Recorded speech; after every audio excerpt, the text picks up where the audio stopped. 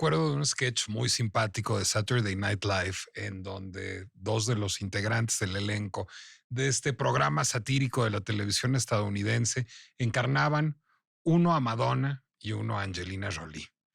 Y terminaban teniendo un literal catfight, como se decía con toda incorrección política en aquella época, terminaban liándose a golpes y rodando por el piso porque se estaban peleando por un huérfano que ambas querían adoptar, porque era la época en que Angelina Jolie y Madonna adoptaban un huérfano un día sí y un día no, iban así como de shopping a África, Madonna a Malawi, Angelina Jolie tenía una mayor variedad de destinos para adoptar hijos y bueno, tienen proles muy numerosas, ambas estrellas.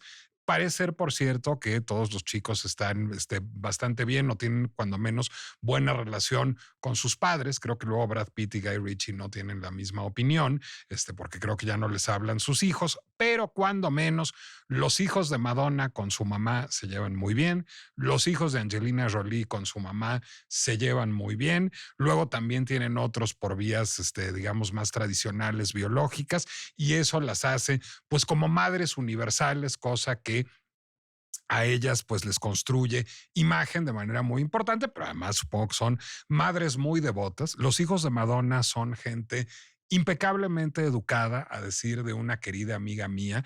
La voy a citar para que empecemos a balconear gente del arte en este episodio de la pinche complejidad de una vez.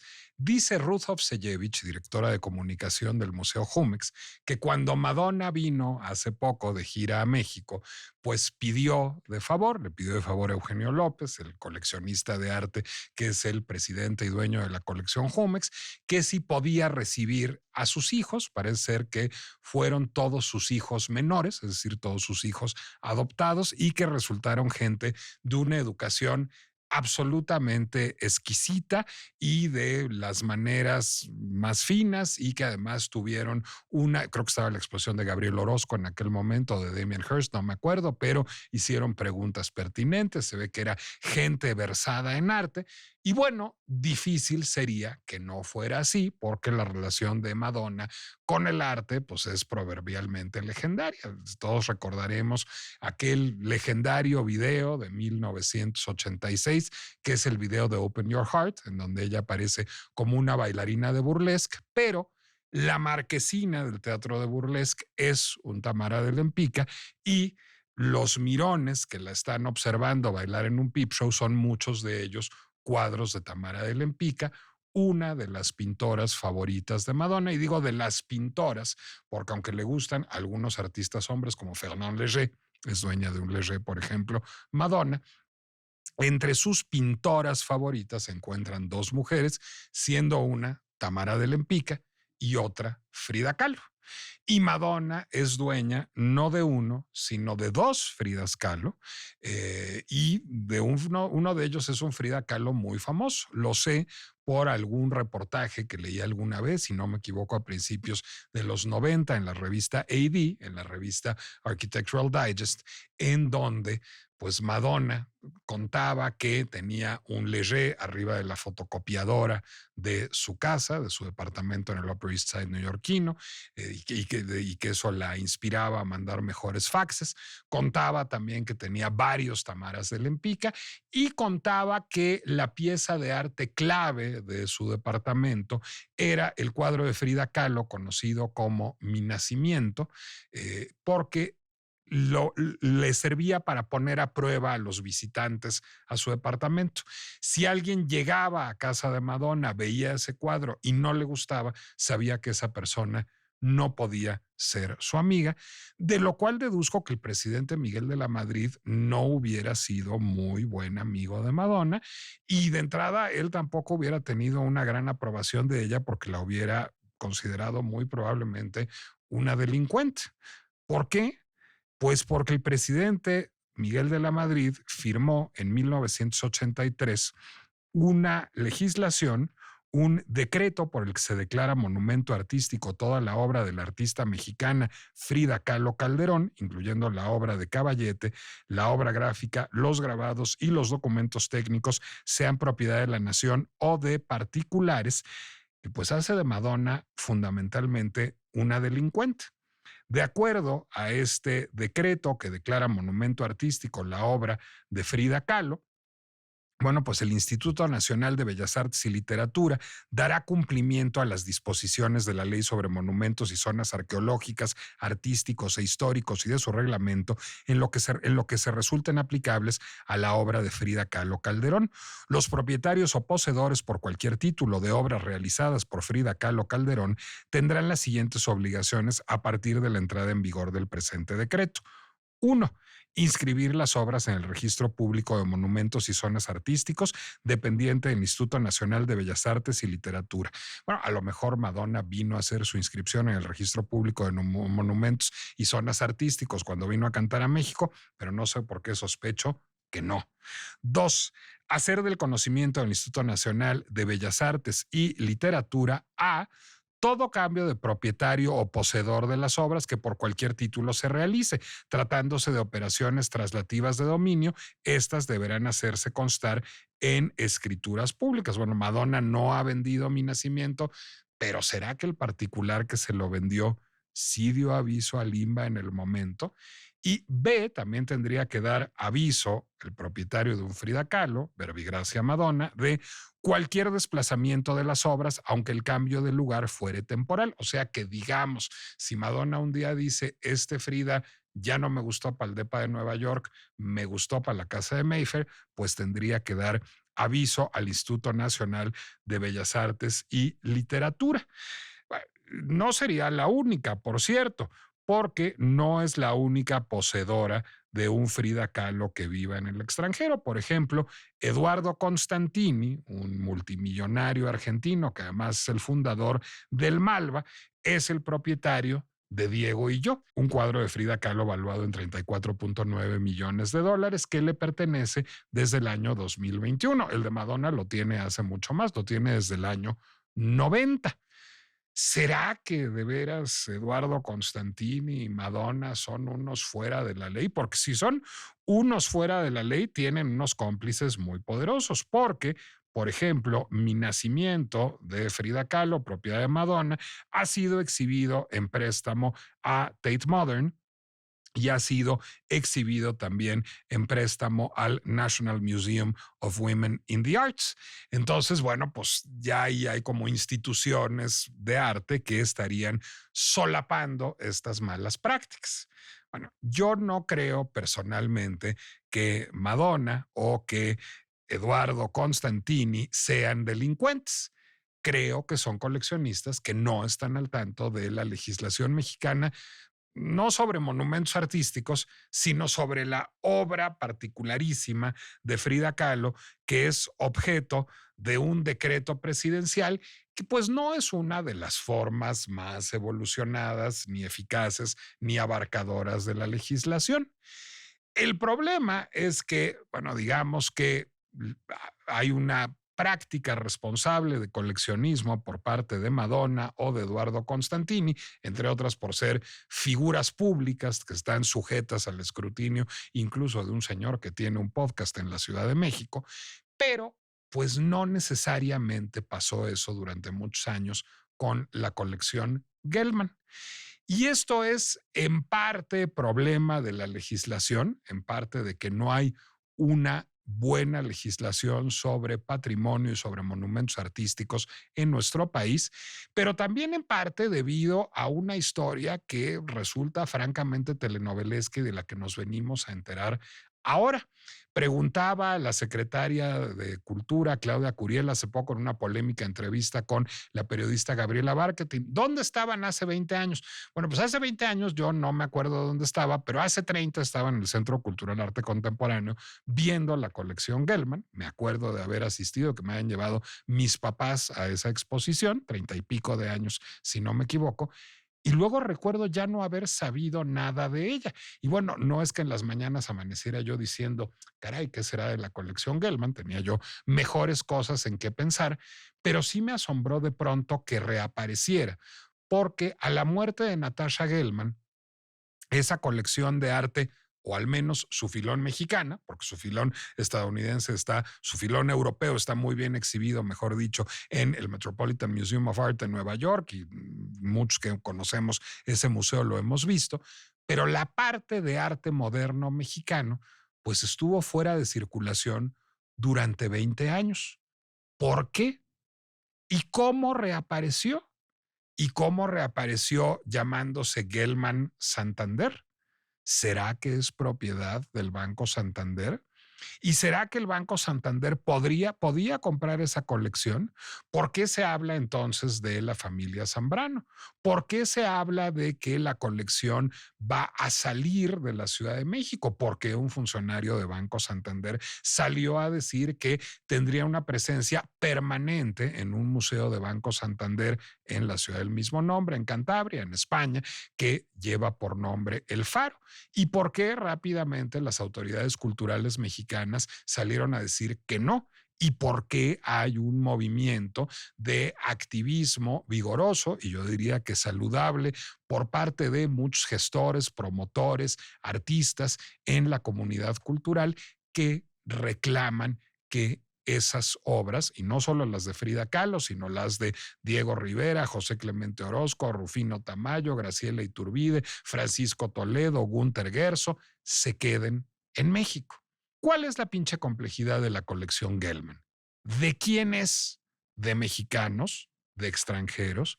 ¿Qué ordenamientos legales la regulan? ¿Está siendo victimizada la autoridad? ¿Está obrando bien? ¿Está obrando mal? Hay una vendetta de quienes fueron funcionarios culturales en administraciones anteriores y quieren a ultranza criticar a las nuevas autoridades, o más bien hay una pinche complejidad, o más bien hay un vacío legal y una discusión que parece más pinchemente compleja que una serie de Netflix.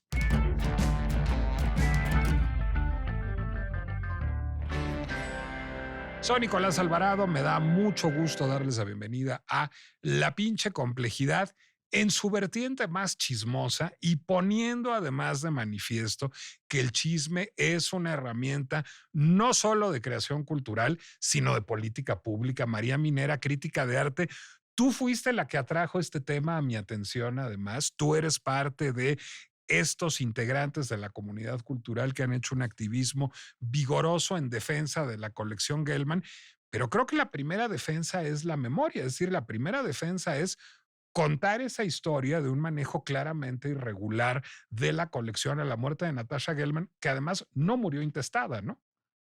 Bueno, hasta donde sabemos, exactamente. Hola, Nicolás, muchísimas gracias por tenerme nuevamente aquí. Estoy muy contenta con este tema definitivamente candente y quiero decirte que se te olvidó leer un, un inciso del decreto de la declaratoria de Frida Kahlo que dice que el INVAL, el Instituto Nacional de Bellas Artes y Literatura, tendría que hacer todo lo que esté a su alcance para repatriar las obras de Frida Kahlo que se encuentran en el extranjero. Entonces, Bueno, no no me los sola imagino llegando al Malva exactamente, ni a casa de por Madonna a eso es lo tocar. que te quiero decir, en efecto. Pero es para que nos demos una idea de lo estricta que es la declaratoria de Frida, como no lo son, por otro lado, las declaratorias de los demás pintores, que en efecto, también su obra está protegida, pero no a este grado, ¿no? Bueno, de lo que te habla, pues es que son ordenamientos producto de la ocurrencia. Es decir, no hubo un trabajo de parlamento abierto, no hubo un trabajo de construcción de un libro blanco, de un libro azul para una legislación de patrimonio que no surge, porque en parte, digamos, sí es una serie de casualidades telenovelescas la que nos tiene aquí, pero por otra parte también es una mala legislación que pues permite que haya, digamos, muchas lecturas, interpretaciones e incluso tergiversaciones como hubo. Creo yo que el problema, digamos, inicia o el problema contemporáneo con una pésima declaración de un funcionario español de Banco Santander. Pero a ver, vamos por partes. Jacques Gelman era productor de cine, tenía una esposa muy guapa, muy interesada por el arte, que se llamaba Natasha, producían las películas de Cantinflas, comisionaban un chorro de retratos de la señora Gelman, compraban mucho arte. Jacques Gelman murió, a Natasha se le quedaron los cuadros y ella los gestionaba. ¿Qué pasó entonces? Lo que pasó fue que, o sea, cabe pensar, bueno, El testamento de ambos existe, pero no se ha dado a conocer. O sea, no se ha abierto. No, ¿Por qué? exactamente. ¿Por qué? Esa es la pregunta. Pero cabe suponer, o sea, ellos dejaron muy claro cuál iba a ser el destino, como tú decías, de la colección, de su colección europea, El Met. que iba a ser el Museo Metropolitano de Nueva York y lo iban a dejar, esta parte la iban a dejar incluso en vida, con fondos para conservar la obra y para difundirla y protegerla. Yo creo que querían hacer algo parecido en México, no hay por qué pensar que no iba a ser así. Y de hecho es importante decir que no estaba entre sus prioridades vender la colección, sino simplemente legarla a un espacio, un museo, un centro que pudiera acogerla en México privado. Ellos mueren sin descendencia y sin Exactamente, parientes cercanos que vivan en México. así es. Entonces, lo que sí dejan es una albacea. Es más, es importante decir esto. Jack en su testamento dice que si Natasha muere antes que él, su albacea va a ser Mario Moreno Cantinflas. De ahí que Porque después, había producido todas sus y películas, era era su su gran amigo y amigo, su socio. exacto. Y de ahí que el hijo de Cantinflas, años después, haya intentado pelear la colección como si él fuera finalmente el albacea, que no acabó de ser porque Natasha murió después. Y porque ya murió Cantinflas también. Exacto. Y entonces Natasha deja como albacea a un curador estadounidense de nombre Robert Littman, que, bueno, que tenía relación con México porque había sido director del famoso museo, hoy extinto totalmente, Centro Cultural de Arte Contemporáneo, que pertenecía a Televisa, Correcto, el que estaba en Campos Elíseos. exacto, donde tú viste la colección y yo también, muy jóvenes éramos en ese momento, y también fue después director del Tamayo. Por cierto, la persona que dirigía el espacio en el momento en que Tamayo decidió quitarle otra vez a privados, en este caso a un conjunto de privados, pero donde estaba también Televisa involucrada, él, la gestión del Museo Tamayo, porque le pareció que lo estaban haciendo fatal, De- básicamente. Déjame contar un poco esa Exacto. historia Sí, porque por me favor. la sé bien, porque mi padre trabajaba en la CEP en aquel entonces, Miguel González Avelar, y le tocó operar parte de ese proceso en donde pues por una decisión caprichosa de los Tamayo, que eran buenos amigos del Tigre Azcárraga, digamos que Televisa gestionaba el Museo Tamayo como propio y como parte de su ecosistema de museos, junto con el Centro Cultural de Arte Contemporáneo, siendo un museo público. Entonces, lo que se hace en el sexenio de la Madrid, con la venia de Tamayo, porque Tamayo ya no estaba tan contento, me cuentas ahora tú, no con Azcárraga, sino con Littman, Así es. es, digamos, reabsorber la gestión del Tamayo al Estado mexicano, como sigue hasta la fecha. Era un caso un poco confuso porque era, desde luego, un museo público, pero también relativamente privado. El contrato que tenía Televisa era por 100 años y el dinero para construir o sea, desde luego el terreno era federal, pero el dinero para construir el museo había sido privado. Entonces es Televisa quien comisiona la obra arquitectónica. Así es, a Teodoro González y a Abraham Sabludowski. Correcto. Eh, entonces, bueno, la idea de Tamayo era dejar ahí una colección que él mismo había reunido de obra, de importante obra de artistas que eran contemporáneos en ese momento, a él, digamos. Y entonces a él le empieza a poner muy nervioso que Littman no mantiene expuesta esa colección de manera permanente, sino que se dedica a hacer exhibiciones temporales de asuntos que Tamayo considera que no son suficientemente artísticos, como la ropa de Giorgio Armani o las motocicletas Harley Davidson, o no estoy tal vez diciendo cualquier cosa, pero algo así. O Creo sea, que lo de Armani no es cualquier cosa, esa no, exhibición la recuerdo. exacto, esa y cosas más. Y entonces Tamayo montó en furia y dijo, para esto, este no es el propósito de este museo, que es un museo de arte internacional contemporáneo y exijo que me lo devuelvan. Y entonces rompe el convenio que tenía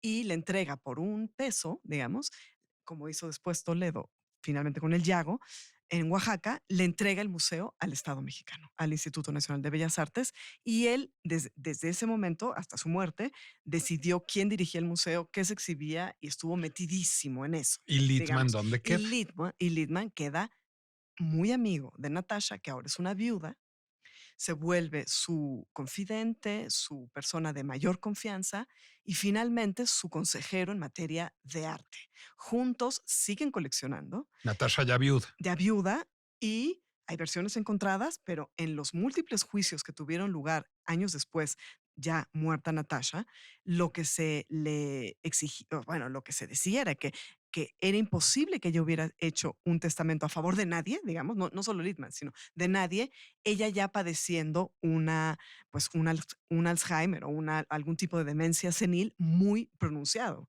Entonces, que básicamente es el argumento para decir, ella no pudo haber firmado algo así.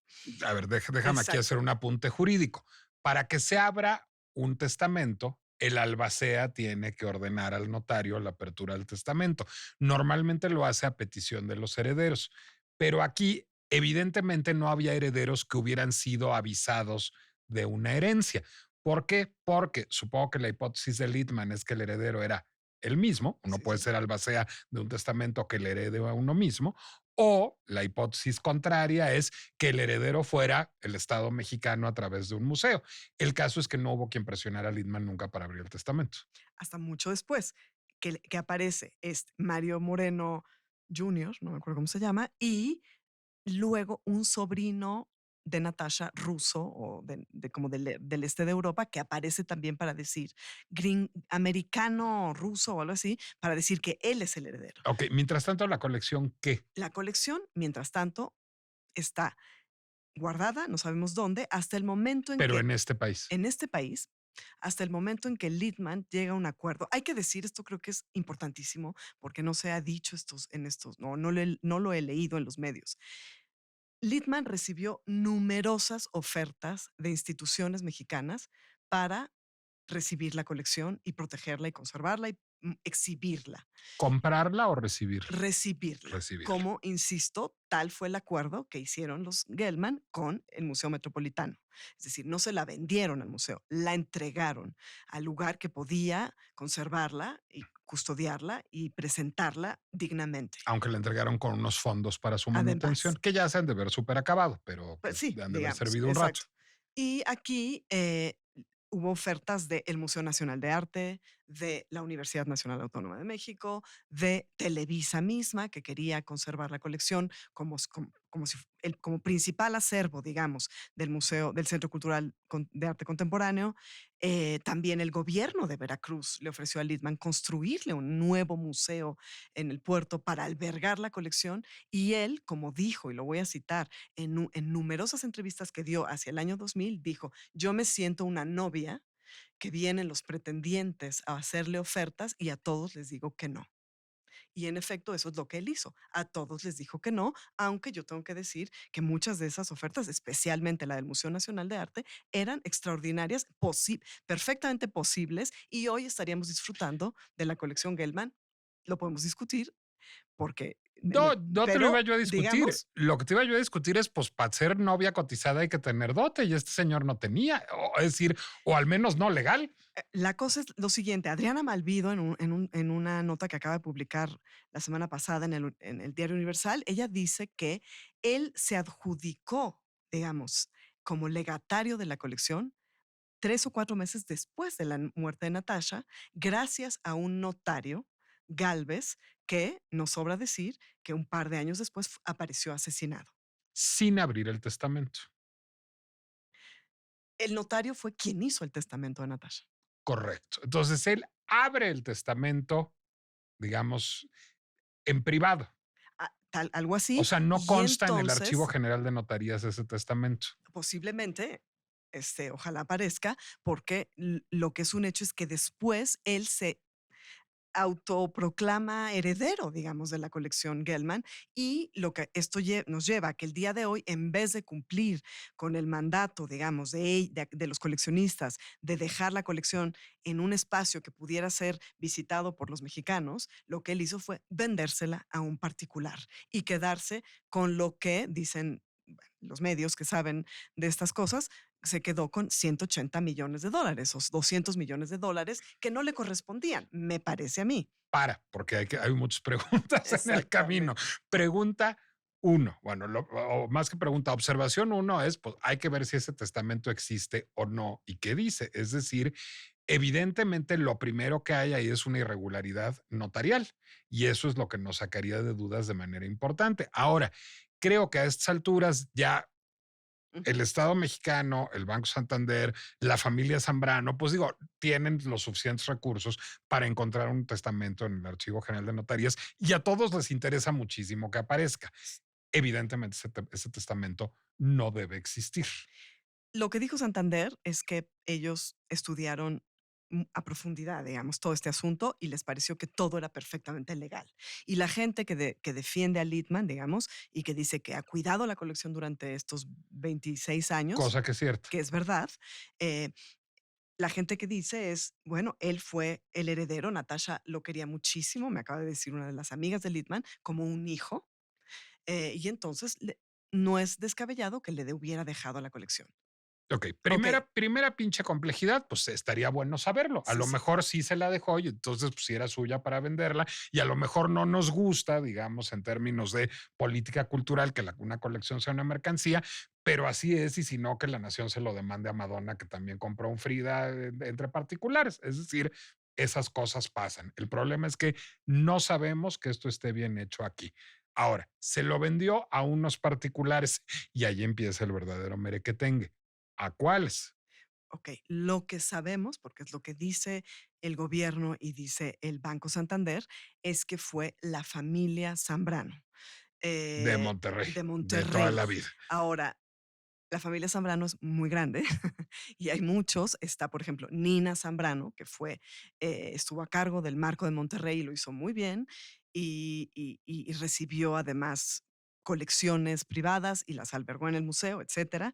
Y también están otros Zambrano que no conocemos. ¿Y ya algún Se, Zambrano salió a decir esta boca es mía? exacto. El día de la inauguración de la exhibición, digamos, de esta colección en el Museo de Arte Moderno hace unos meses, estaba ahí el joven Marcelo Zambrano, un muchacho de 34 años, sin antecedentes de ser coleccionista, ni mucho menos, es decir, no necesariamente un mecenas, sino más bien un especulador, que se presenta como el dueño de la colección. La cosa a mí me parece muy raro que si tú te compras una colección con 11 Frida Kahlos maravillosos, qué raro que inmediatamente se la des a alguien más para que se la lleve a otro país. Nina Zambrano no ha dicho esta boca es No, mía. Ok. nadie. Bueno, se la des a alguien para que se la lleve a otro país. Ese alguien es Banco Santander Así es. y ese otro país es España. A ver, ¿qué sabemos de los términos de ese convenio entre entre los hipotéticos, entre algunos Zambrano y Por lo Banco pronto, Santander? este muchacho, Marcelo Zambrano Claro, pero y este Banco muchacho Marcelo Santander. Zambrano porque lo viste en un cóctel en el Museo de Arte No, no, Moderno. no, Es y decir, porque es lo que dice la gente, no se claro, pero dice, nadie bueno, ha visto un papel. Es que, no, o perdón, sea, voy a citar a un inmortal, a mí mismo. Yo solo sé lo que me han chismeado. Pues es que en es la este verdad, caso es es cierto, cierto. y tú Ahora, también, es el problema. ok, y lo que quiero decir es que en España las cosas no son tan opacas. En enero, Santander, el Banco Santander, donde estaba el vicepresidente del Banco Santander, el director de la Fundación Santander y el director del que va a ser el nuevo museo Faro Santander, En Santander City, en exactamente, Cantabria. en Cantabria, que va a recibir esta colección. Ellos no se han, no, a diferencia de nuestras autoridades, no intentaron ocultar el hecho de que esa colección, que ellos estaban no adquiriendo, pero sí recibiendo en comodato esta gran colección para tenerla ahí de manera permanente, pero dinámica, porque la van a viajar por todos lados, es algo de lo que podemos hablar, y para cuidarla definitivamente, difundir el trabajo de los artistas mexicanos, pero sobre todo para exhibirla ahí, y estaban felices y se habló incluso de una colección dentro de otra colección, porque Santander tiene una colección. Entonces esta es una nueva colección que entra a ser la pequeña colección, digamos, del acervo Santander. Así lo anunciaron, o sea, ahí no hay medias tintas. Ahí se dijo también, por ejemplo, que afortunadamente la legislación mexicana era flexible, que esto es lo que encendió todas las alarmas, que el préstamo era de largo plazo y que el Imbal estaba feliz de ayudar a que los permisos se renovaran constantemente sin ningún tipo de obstrucción para que la colección se quedara allá de manera, insisto, permanente, pero dinámica. Déjame salir aquí en defensa del Limba. Ahorita se me va a quitar, pero es una defensa transitoria. Como Madonna o como Eduardo Constantini, pues esto es un asunto entre particulares. O sea, ¿a quién le compró Eduardo Constantini su Frida? ¿A quién le compró Madonna su Frida? Pues sabe. Es decir, es un asunto entre particulares. ¿Han dado aviso al Estado mexicano? Obviamente no, y ni han de conocer la existencia de ese decreto, ni a nadie le pasó por la cabeza reclamarles que dieran aviso al Estado mexicano, porque es una legislación absurda, es decir, es una mala legislación que hay que rehacer en una que tenga dientes y que sí sirva y que sí obligue, porque esta no tiene ningunos dientes. Siendo bien intencionado, lo que creo yo es, pues muy probablemente lo que hicieron Littman con los Zambrano y los Zambrano con Santander pasó de noche para el Estado mexicano. Es decir, nadie les dio aviso como Madonna o como Eduardo Constantini. No tenían por qué. Es decir, es de suponer que Limba se enteró, como todos, por el país, el Probablemente. periódico.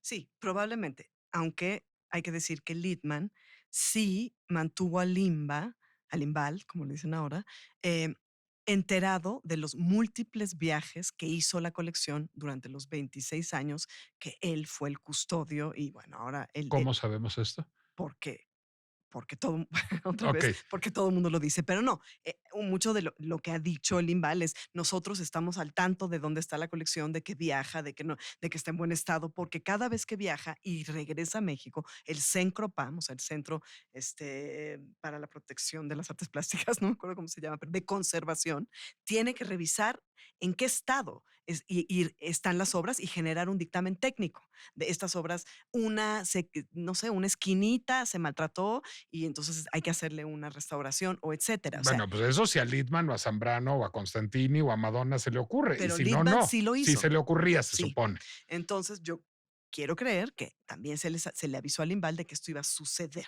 en su momento. Se dice que la colección pasó a manos de la familia Zambrano en 2023 y nosotros nos venimos a enterar de una manera muy azarosa, como es toda esta historia, porque se anunció que la casa de subastas Sotheby's de Nueva York iba a subastar parte de la colección Gelman y entre esas obras había 3 obras protegidas. Eso lo anuncia Sotheby's. Exacto. Y ¿En qué entonces, año? en el año pasado. Ok. Y entonces todo mundo dice, ¿cómo es posible? Uno, que la colección Gelman ya se vendió, está a la venta. ¿Quién está sacando estas obras? ¿Littman o alguien más? O sea, todavía no se sabía. Pero lo grave es que además ahí van 3 obras protegidas. Y aquí voy a decir esto. Yo también creo que la legislación tiene que revisarse, que tiene que hacerse además una ley de mecenazgos que mucha gente viene pidiendo y no existe en este país.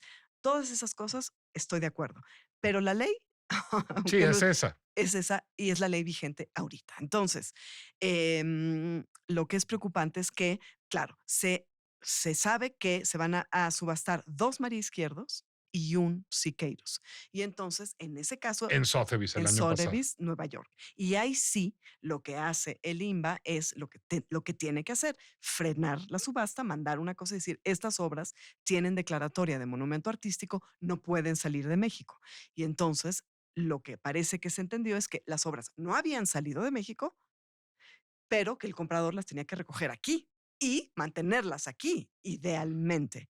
Y entonces parece que en efecto el Siqueiros sí se vendió aquí y se entregó en México. Porque lo que la ley dice es eso. Es decir, tú lo acabas de leer, pero es esto, las obras, salvo casos muy excepcionales, es decir, una exhibición, una, como por ejemplo el año, tú te acordarás, ya no sé qué fecha era, pero cuando Sari Bermúdez era la presidenta del extinto Conaculta, Esto ella es 90, traía 88, 94.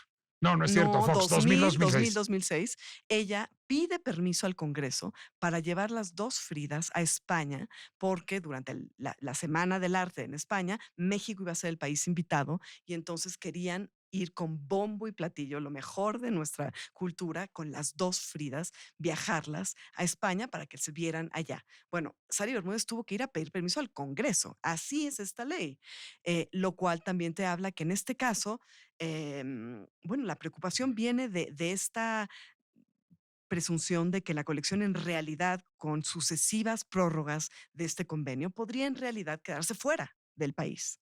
Te voy a detener. Cuando dices es y todos brincamos, ¿quiénes somos ese todos? Sé que ese todos te incluye. No me leas toda la lista de abajo firmantes, por el amor de Dios, sino dime, caracterízame a ese grupo, digamos. La lista de abajo firmantes la hizo pública la presidenta en la mañanera y aprovecho para decir aquí que me parece altamente preocupante que en un medio, bueno, digamos, de difusión estatal, de pronto se denuncien a ciudadanos comunes y corrientes que firmaron un primer documento que se hizo público donde se hacían nada más que preguntas que son legítimas, que son las que tú y yo nos estamos haciendo aquí, de quién es la colección, a quién le pertenecen estas obras, tienen derecho o no a salir. Esas eran las preguntas en ese documento que firmaron 400 personas, Cla- por lo cual no te lo voy a leer definitivamente, Sí, pero pero había de todo. hay unos que son los primeros Sí, promotores y tú eres una de ellos exacto, y pero tú nunca has tenido un cargo público. nunca en mi vida. Es Exacto. decir, la historia de que en realidad son los de antes que no hicieron nada en su momento, pues no, María Minera estaba escribiendo unas notas en letras libres y estaba haciendo unos programas conmigo. Es decir, no es que estuvieras en el Museo de Arte Moderno frotándote las manos, pues. En absoluto. Los que hicimos la carta somos historiadores del arte, críticos, curadores, en fin, gente que nuestra única preocupación es el patrimonio, su lugar, y especialmente las obras de Frida Kahlo. Y te voy a decir por qué. Eh, Esta ley, como tú hacías bien en burlarte un poco de ella, no ha servido de nada. Tan es así que de los 152 óleos de Frida Kahlo, en México solo hay 7.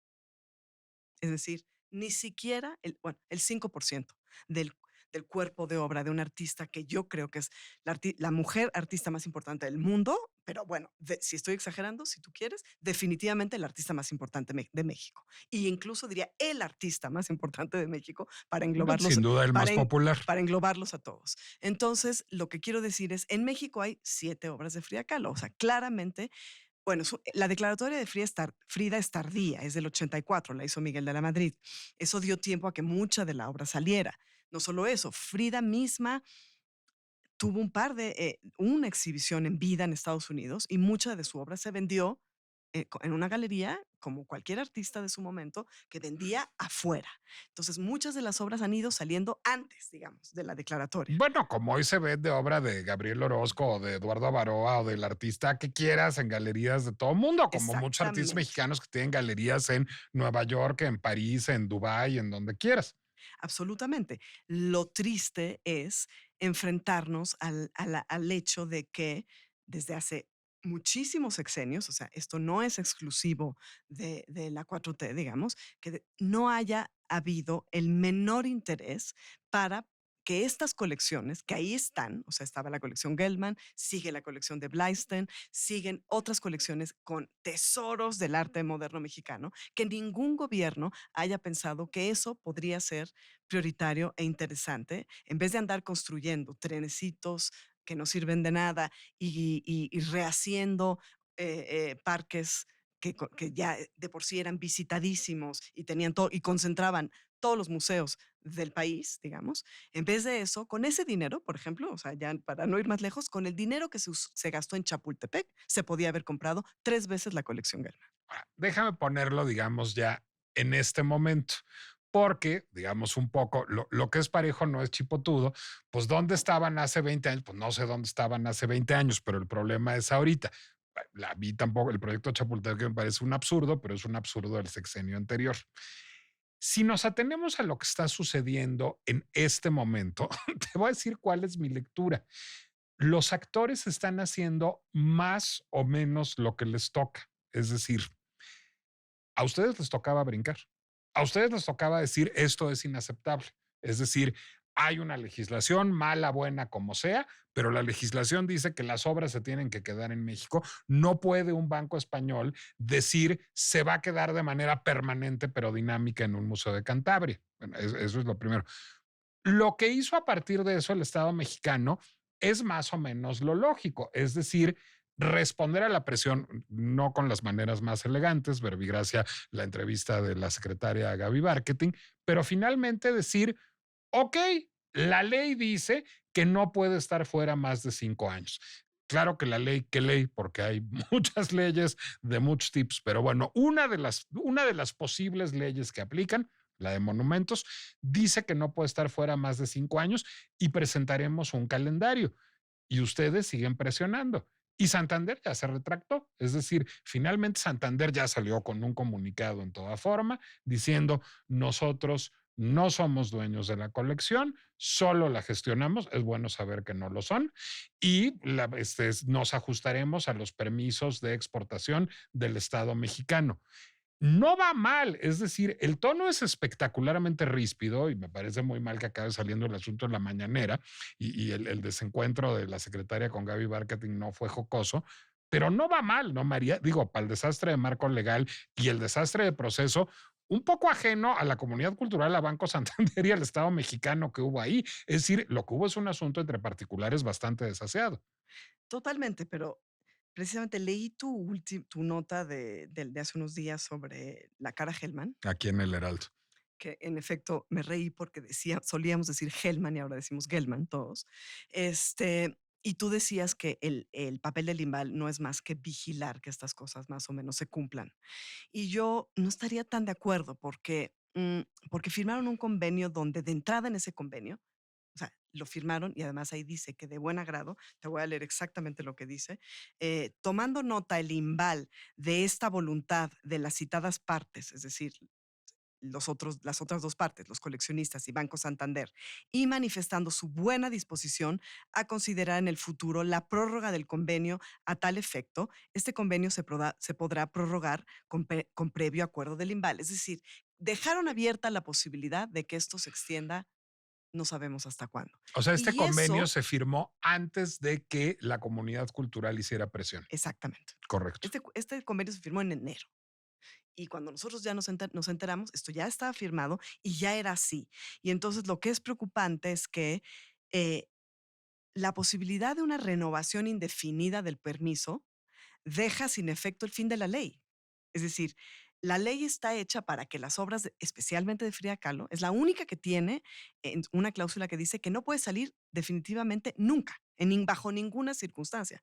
Y entonces, si tú empiezas a renovar y renovar y renovar, de facto tú estás sacándola de manera indefinida. Entiendo. Entonces, eso no puede ser y el IMBAL estaba avalando esto.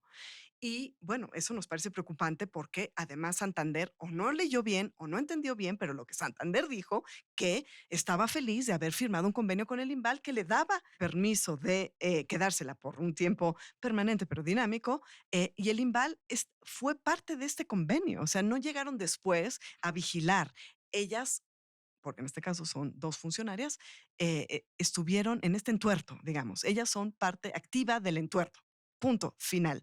Porque además sí me importa apuntar que no es que, primero, hay muchos países que tienen leyes igualmente proteccionistas, entre ellos España, lo cual es muy curioso que les parezca que la ley mexicana es flexible, mientras que ellos han ido a perseguir a un hombre que llevaba un Picasso en un barco para que pretendía sacarlo hacia Suiza para detenerlo. Es decir, no son leyes viejas que podemos discutir, pero están. Y en otros lugares sí se respetan, lo cual es no solamente, digo, llamativo, sino francamente grosero con este país. Decir, bueno, pero México, vamos, el trámite es cualquier cosa, dijo el director del Faro Santander. Y lo que nosotros dijimos es, perdón, pero no, a nosotros no nos parece que esta ley tenga nada de flexible. Es más, es el opuesto. Esta ley dice que Frida Kahlo, bajo ninguna circunstancia, puede salir del país. Claro, pero eso Casi. está derrotado por la realidad en Buenos Aires y en Nueva York todos los días, Pero pues. esas obras ya están fuera. Te entiendo. Ahora, te voy a decir, el argumento ahí sería, la ley no es retroactiva, pero Madonna compró su Frida en el 90 y Constantini en el 2001. Es decir, pero a Si quieres, coleccionistas. ahí hubo omisión otra vez, pues por parte de todo No, mundo, ya, pues. claro, obviamente, es una locura. En realidad, todo esto, que son como los dimes y diretes del convenio y quién dijo y quién no dijo, en realidad lo que para a nosotros, este colectivo de colegas, nos preocupa más es que el Estado no se esté dando cuenta, o el gobierno en este caso, no se esté dando cuenta de lo que están permitiendo que pase. Pero ¿no hicieron ustedes ya que se dieran cuenta? Por exactamente, pero, no, lo peor de todo es que no creo que se hayan dado cuenta, o sea, es decir, esta idea salieron a decir, Santander salió a decir, y lo retuitearon las instituciones de cultura, que la colección va a volver en 2028 para luego regresar a España y seguir, digamos, con el convenio como tal como está planteado. Para empezar, digo, hay miles de preguntas aquí. O sea, porque el argumento principal de este convenio es que no la van a traer a México, que las obras no iban a reingresar porque por motivos de conservación, lo cual entonces de pronto ya no importaron esos motivos porque la colección va a viajar por lo menos 7, 8 veces en 2 años. Es decir, va de México a España, de España a Oslo, de Oslo a Berlín, de Berlín a Basilea, de Basilea a España, de España a México otra vez, de México regresa a España. O sea, estamos hablando de 7, 8 viajes de unas obras que, de nuevo, de las que no se conoce el dictamen técnico de los expertos de Limba que digan estas obras pueden hacer esto, por un lado. Por otro lado, otra cosa que no hace Limbales en la declaratoria de Diego, Diego y Orozco tienen una declaratoria conjunta que emitió, Distinta a la de Frida. distinta a la de Frida, que emitió Echeverría en el 62. Estas decisiones deben tomarse después de escuchar a un comité de expertos decir, evaluar la situación. Esto no pasó. ¿Quiénes son los expertos que le dijeron a Alejandra de la Paz que era buena idea, digamos, y que estaba bien que estas obras se fueran de manera permanente pero dinámica de México? Es decir, ¿Cuál es el mejor escenario a estas alturas? ¿Qué debería de pasar? pues el sueño es que la presidenta regrese a su comentario de hace 2 semanas que dijo, es nuestro deseo. Es decir, cuando dice nuestro, sabemos que se refiere a todos nosotros, nos abarca, digamos, abarca al pueblo de México. Es nuestro deseo que esta colección se quede en México. Yo creo que ese es nuestro deseo. ¿Cómo lo imaginas?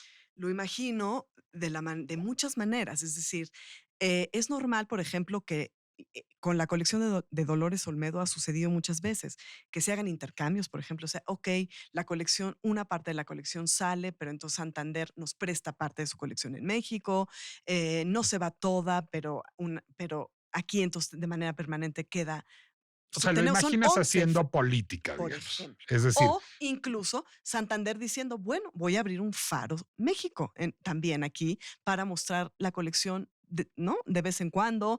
O aún mejor, porque lo que es increíble es que este también es un espejo para los coleccionistas mexicanos y de todos lados, porque Santander sí está actuando como un coleccionista, digamos, socialmente responsable, culturalmente responsable, que va a abrir un museo nuevo para el público en España y que todo el mundo pueda disfrutar de sus colecciones. Porque los coleccionistas en México, por ejemplo, la familia Zambrano, hacen algo parecido y hacen un museo para que todos podamos disfrutar de una de las colecciones más valiosas que todavía quedan en México.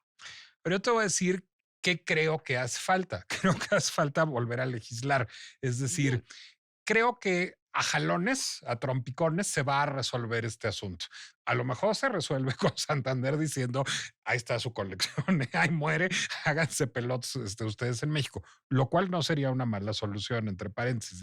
Ya le salió a Santander más caro el caldo que las albóndigas. Suena que le ofrecieron una cosa que no se podía cumplir, entre otras cosas. Pero digamos, más allá del caso específico, lo que creo que está mostrando el caso es las limitaciones de la ley. Es decir, demasiadas cosas están sujetas a criterio, a buena voluntad y a presión política. ¿Por qué? Porque el marco legal es claramente insuficiente. Si el marco legal obligara al Estado a conducir, digamos, a los particulares a enterar de las ventas de obras que sean monumento artístico y al Estado a conducir esas negociaciones de acuerdo a derecho, pues a lo mejor estaríamos evitando más allá de la dominem de tal o cual partido, tal o cual funcionario, tal o cual banco, tal o cual coleccionista, que vuelvan a pasar estas cosas. No hay ahí una solución de fondo. Digamos, yo creo que hay tres niveles de solución. Una es, se necesita volver a legislar, se necesita un marco jurídico apropiado y creo que el caso evidencia los problemas de la legislación patrimonial y de monumentos artísticos en nuestro país. La segunda capa es, bueno, mientras tanto, se necesita hacer política. Y creo que ahí el Estado, digamos, tiene un rol mediador que debería de estar asumiendo y que quizás no esté asumiendo. Es decir, pues creo que le toca a la secretaria de Cultura o a la presidenta de la República, más que enojarse, sentar a ver María, Cuauhtémoc, Fernando, a ver Banco Santander, a ver señor Zambrano, a ver señor Littman, cómo, ok, ya estamos donde estamos, cómo la resolvemos. Eso es lo que creo que le toca a un gobierno, es decir, esa es esa función. Por lo pronto, pues se va a solucionar como bien o mal se pueda, un poco a periodicazos. No, totalmente. Y esto que tú planteas, desde luego yo estoy de acuerdo que tiene que revisarse la legislación, pero que también podría ser, ahora sí que para variar, ¿verdad? La ocasión de ver a un gobierno tomarse en serio la protección del patrimonio. O sea, llevamos 7 años escuchando a nuestras secretarias de Cultura decir que ya que detuvieron una subasta de piezas prehispánicas, que han repatriado no sé cuántas piezas prehispánicas que se sabe. Hay una experta que sacó un estudio muy detallado de las obras que se repatriaron y la mayoría son puntas de lanza de obsidiana, es decir, no hay ninguna pieza realmente valiosa que haya regresado a México, pero bueno, todo esto, todo este discurso, digamos, de que hay que proteger, el propio López Obrador el sexenio pasado dijo que con la venta de Banamex era importantísimo que la colección Banamex y su legado cultural quedara en México, por ejemplo. Es decir, todo esto en el discurso suena fantástico. En la práctica no se han creado las condiciones, ni el nivel de inversión, ni justamente la posibilidad de que haya mecenazgo y combinaciones, digamos, de público y privado para que esto suceda. Entonces es demagogia. Es decir, no es cierto, no han hecho nada para que esto suceda de la mejor manera, que sería en efecto legislando, que sería en efecto diciendo, por ejemplo, bueno, nos toca como gobierno cuidar las últimas piezas de Frida Kahlo que están en México, que además son extraordinarias, porque Frida, como Sí, sabemos, vayan a ver la colección, exacto, está en el por Museo de Arte favor, Moderno y está muy bien exhibida, además. extraordinariamente bien, por favor, vayan. Pero, digamos, Frida, como sabemos, pasó parte de su vida en cama y uno puede ver cómo su obra tiene diversos niveles, digamos, de acabado o de terminación. Tiene muchas obras inacabadas, muchas obras imperfectas porque pintaba en condiciones muy adversas, pero en cambio, cuando por fin podía estar sentada, las veces, los meses, las semanas que podía estar sentada frente al espejo y pintarse a sí misma, es una artista prodigiosa sin rival alguno. O sea, esta colección uno va y ve, por favor, las pinturas de Caballete, de Diego Rivera, y parece un niño, perdón, pintando junto a la gigante de la plástica que es Frida Kahlo, a mi parecer. Pero entonces, a mí me encantaría que la presidenta, que además se dice feminista y demás, dijera, es el momento de Frida, vamos a encontrar la manera de que Frida Kahlo esté en México y que así como la gente va a Holanda a ver a Van Gogh o va a ver, etcétera, el Guernica, que por cierto también está en controversia en este momento, pero va a ver el Guernica al Reina Sofía, pueda venir a México a ver a Frida. O sea, me parece absolutamente normal. Y si no, o sea, es decir, Juan José Díaz Infante, el hijo del arquitecto, publicó hace poco un texto que me parece de los mejores que se han escrito en estas semanas y donde lanza esta pregunta que es brutal. O sea, él dice, ¿qué tipo de nación delega la custodia simbólica de su imaginario a instituciones extranjeras? Porque lo que parecería decirnos esto es que finalmente este patrimonio va a ser administrado, protegido, pero además, paradójicamente, reconocido en su tremendo valor por una institución financiera que está del otro lado del mundo, ¿me Del entiendes? océano. O sea, entonces aquí, ¿por qué aquí no estamos creando las condiciones de resguardo, de visibilidad, de valorización de nuestros propios artistas? Eso es. Es decir, vamos a dejar esas leyes que en efecto son viejitas, nos suenan extremas, absurdas o al revés, que no tienen dientes o lo que sea. Si no existieran, ya no habría nada.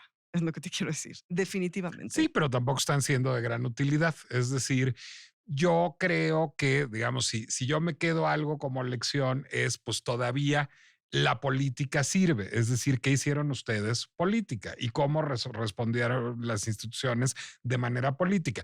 Hay mejor política posible que hacer. Hay una política negociadora. Estamos todavía a nivel de política de presión, pero ha mostrado tener resultados. Creo que el marco legal no ayuda nada. Sí, ya para terminar diría, toda política pública se hace con miras al futuro. Si no, no es una verdadera política pública. Y el futuro es qué queremos ver en nuestros museos. O si quieres te la reviro, hay que hacer política cuando no hay políticas y creo que son Exacto, las que estamos echando en falta aquí. así es. María Minera, ¿dónde te podemos seguir? Soy pésima. En Twitter, Ok, en Twitter como @María Minera. algo así. Ok, Perdón. pero en la descripción de la pinche complejidad sí Gracias. aparecerán las redes sociales de María Minera. Bueno, y síganos, tenemos un Instagram que se llama hashtag Defendamos la colección Gelman. Hashtag defendamos la colección Gelman. Ahí me pueden seguir en @Nicolás Alvarado Lector en Instagram y en Threads. Y les recuerdo que La Pinche Complejidad es una producción del Heraldo Podcast que pueden consultar en Apple Music, Amazon Music, Deezer, YouTube y cualquier plataforma en donde ustedes acostumbren a escuchar podcasts. Yo no puedo terminar este episodio sin un pequeño apunte tecnocrático que se me valga. ¿No hizo falta por ahí un consultor en comunicación que ayudara a unas mejores líneas discursivas? Yo nomás así lo pregunto. Nos escuchamos la próxima. Heraldo Podcast, un lugar para tus oídos.